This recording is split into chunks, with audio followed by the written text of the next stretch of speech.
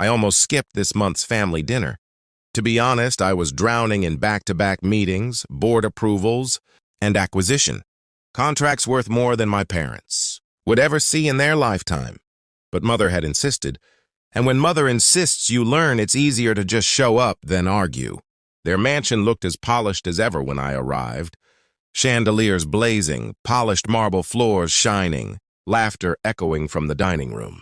"Elena, darling," Mom called out the second she spotted me, her eyes scanning my outfit. "You look comfortable." I looked down at my plain black sweater and simple jeans. The most modest clothes I owned. Nothing fancy, nothing loud, just enough to blend in. What they didn't know was that the watch on my wrist cost more than their house, but I had no intention of letting them notice that detail just yet.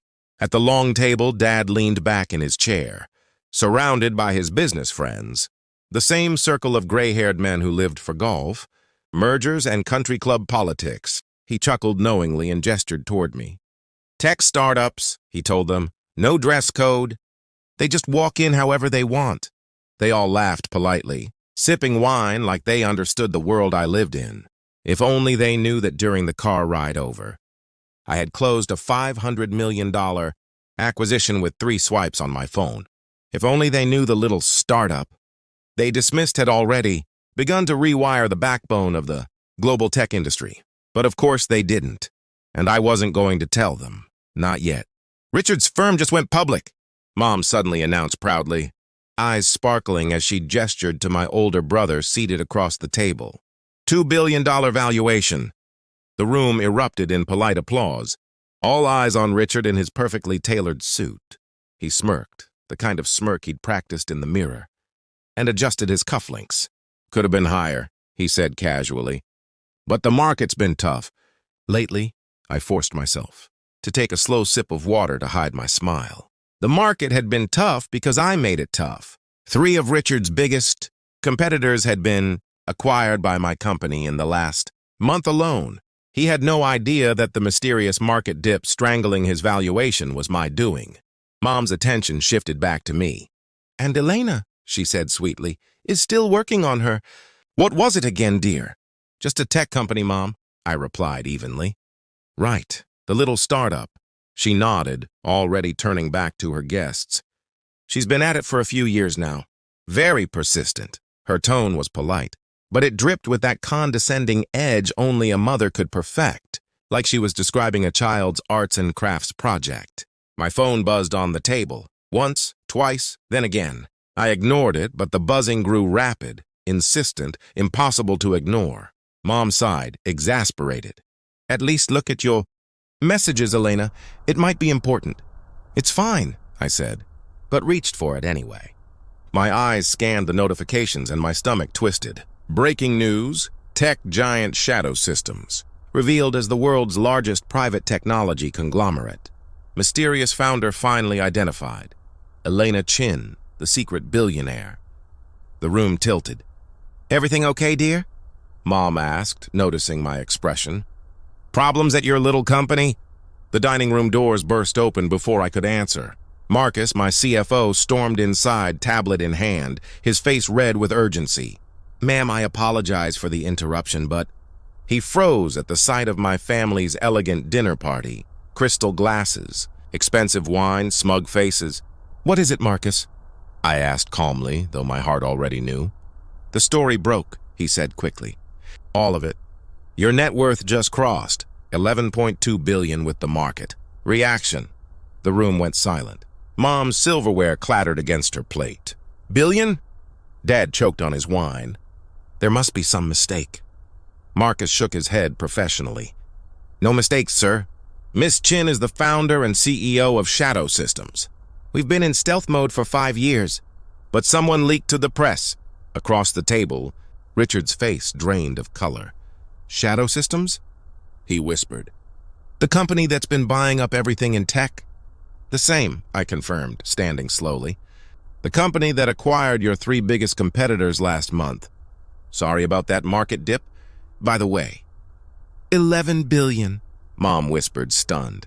"Actually," Marcus corrected, eyes on his tablet, "it's up to 11.8 now. The market's reacting very positively to your reveal. Dad stared at me like he'd never seen me before.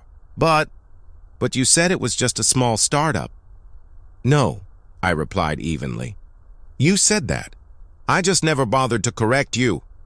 My phone lit up with a storm of calls, news, outlets, investors, government officials. My mother's face paled. Those business trips, she stammered. When you said you were meeting investors, I was acquiring companies larger than Richard's, I finished for her. Sometimes 2 or 3 at a time. Marcus cleared his throat. Ma'am, CNBC is asking for an interview. Also, the Prime Minister of Singapore is holding for you. Dad dropped his glass. The Prime Minister? We're building their new national technology infrastructure. I explained casually. One of our smaller projects. Actually, Richard finally found his voice, but it cracked. Smaller? The Saudi contract is bigger, Marcus added helpfully. And then, of course, the EU deal.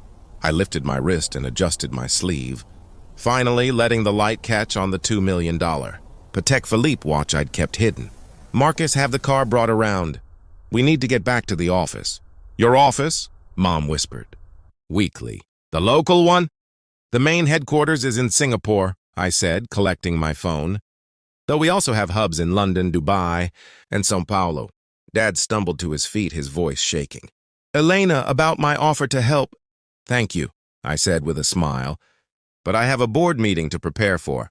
Fortune 500 companies get nervous. If you keep them waiting. My phone buzzed again. Urgent, relentless. My executive team, no doubt, calling for crisis management. Though this particular crisis felt oddly satisfying. We'll need to reschedule dinner, I told my mother as I walked toward the door. Running a global empire tends to fill up the calendar. Global empire? She repeated faintly. The little startup you were so worried about, I paused, looking back at their stunned faces, is now bigger than the top 5 tech companies combined. But thanks for your concern. And with that, I left them sitting there, surrounded by scattered silverware, shattered assumptions, and the kind of silence money can't buy. The next morning, the headlines were everywhere. Every screen, every news anchor, every scrolling banner flashing my name in bold letters. The invisible billionaire, the secret CEO of Shadow Systems. How Elena Chin built a tech empire in the shadows. I sat in my penthouse office, 20 floors above the city, sipping coffee as calmly as if nothing had changed. While on the massive wall of screens, my stock price climbed like wildfire. Marcus paced with his tablet, already orchestrating the PR response, fielding thousands of interview requests, and silencing nervous investors with reassuring statements. Your father's called 8 times, my assistant reported from the doorway. Your mother 12. Richards tried both lines and sent 3 emails. I barely looked up from the acquisition reports I was signing. Any other family updates? Yes, she said carefully. Your mother's country club has suddenly found space for you on their board. They rejected your application 3 times before. I smiled faintly. Fascinating how that works. I signed another billion-dollar merger like it was a grocery receipt. The private elevator chimed, special access only, and my father walked in. Disheveled despite his expensive suit. His eyes darted around the room in disbelief. The wall of glowing monitors, the sleek modern desks, the quiet army of assistants working at impossible speed. Elena, he began, then stopped as he reached the panoramic window. The entire city sprawled below us, his own office building dwarfed like a dollhouse. Hello, Dad, I said calmly. I see you found our local headquarters. Local? He stared at the skyscraper we stood in. This is the tallest building in the city. One of our smaller offices. Actually, I corrected. You should see Singapore. Marcus entered briskly, his tablet alive with numbers. Ma'am, the Asian markets just closed. We're up 23%.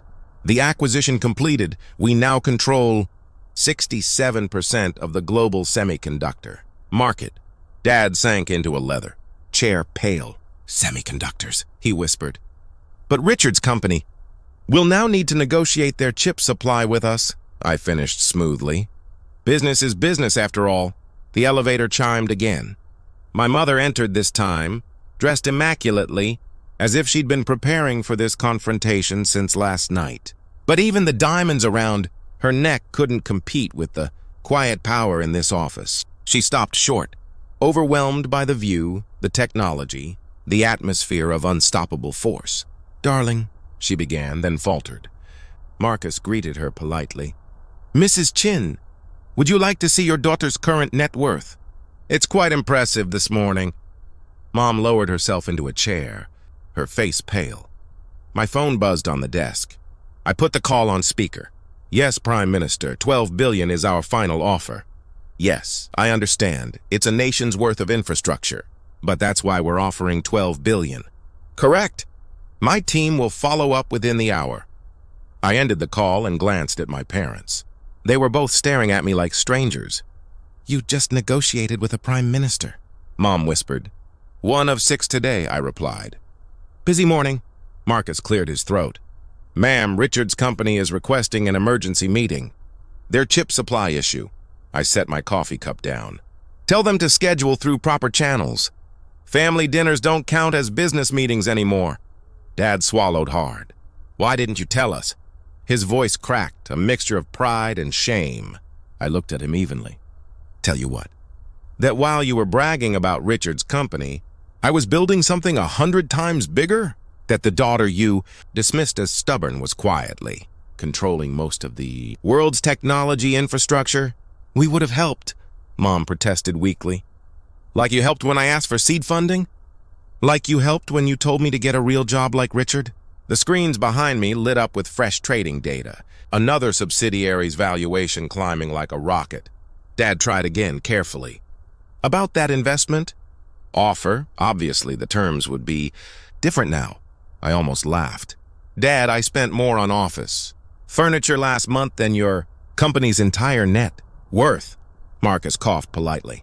"Ma'am, the G7 leaders are waiting in the video conference room."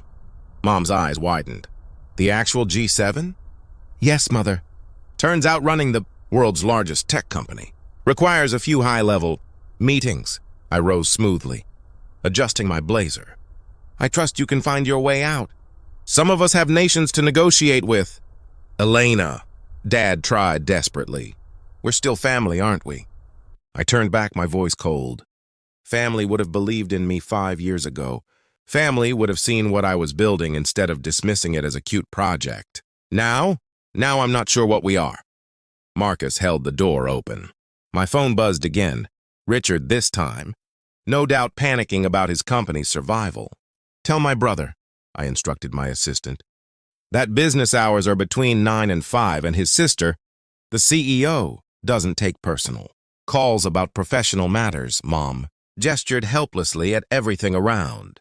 Her, the empire, the power, the screens glowing with billions of dollars shifting by the second. "When did you become so this?" "I've always been this person," I said quietly. "You just never bothered to see it." Marcus interrupted again. "Ma'am, it's time." "Time for what?" Dad asked. I smiled faintly. "To announce our next acquisition. A little company called Global Tech Solutions." Marcus nodded.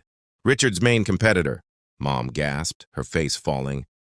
"We're buying them for roughly what Richard's entire company is worth," I finished. "Which means his stock will probably drop another 30% when the market realizes. Business is business, remember? Isn't that what you always taught us?" I walked to the conference room door, then paused. "Oh, and Mom, the country club board position? I bought the entire club this morning. You can keep your membership. Family discount." I left them sitting there, shattered, surrounded by proof of everything they had refused to see. Sometimes revenge isn't about screaming or fighting. Sometimes it's about quietly becoming so much bigger than they ever imagined, until their entire world looks small compared to you. The glass doors burst open just as the G7 conference ended, and Richard stormed in, his tie askew, his face red with fury. He looked nothing like the polished air my parents had paraded around for years. He looked desperate, cornered. "Elena!" he shouted, ignoring Marcus and the team of assistants. "You can't do this to me. My company's on the brink. Your acquisitions, your market control, you're suffocating us." I stayed seated at the head of the long conference table, fingertips steepled, eyes cool. Correction, Richard. I'm suffocating weak business models. If your company can't adapt, that isn't my fault. He slammed his palms against the table, rattling glasses of water. We're family. Funny, I said softly. That's the same word Dad used this morning. Where was that sentiment when you all dismissed me?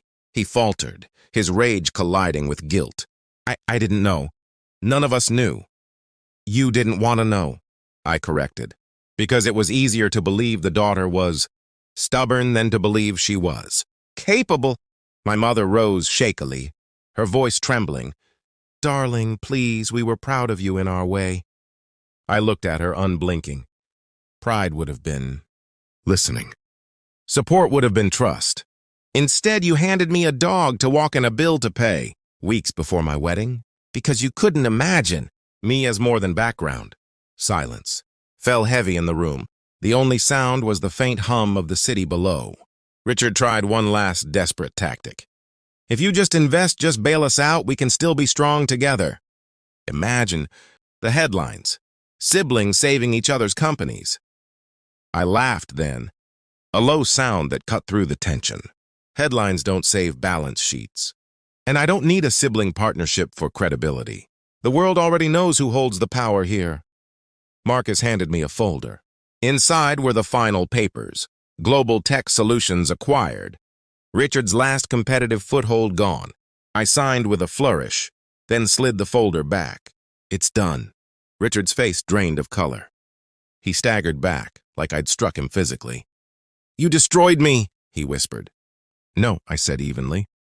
You destroyed yourself when you underestimated me. All I did was stop protecting you from the truth. My father finally spoke, his voice broken. Elena, is there no forgiveness in you? No space for family at all? I met his gaze steadily. Forgiveness is earned. You all had years to show me respect, to see my worth. Now I'm too busy running the empire you never believed. I could build. Marcus glanced at his tablet. Ma'am, the market's just closed. Shadow Systems ended the day at a record. Valuation, $2 trillion. Gasps rippled through the assistants. Even Richard stumbled at the number. $2 trillion, larger than nations, larger than any of them could have dreamed. I stood, gathering my notes. This meeting is over. My board is waiting in New York, and then I have a dinner with the European Union. Try not to follow me. There, it's strictly business. Walk toward the exit, Marcus and my team flanking me. But at the door, I paused and turned back one last time. My parents sat hollow, their perfect images shattered. Richard leaned against the wall, his pride in ruins. You wanted me small, I said quietly. You wanted me obedient. But I became something you couldn't control. And now the world knows who I really am. I pressed the elevator button. The doors slid open with a soft chime. Consider this, I added as I stepped inside. My wedding gift to myself, freedom from all of you. The doors closed. Their stunned faces disappeared, and as the elevator carried me down, through the heart of the empire, I had built in silence. I felt nothing but clarity. Sometimes the sweetest revenge isn't loud. It's the silence that follows, when the world finally sees you for who you've always been.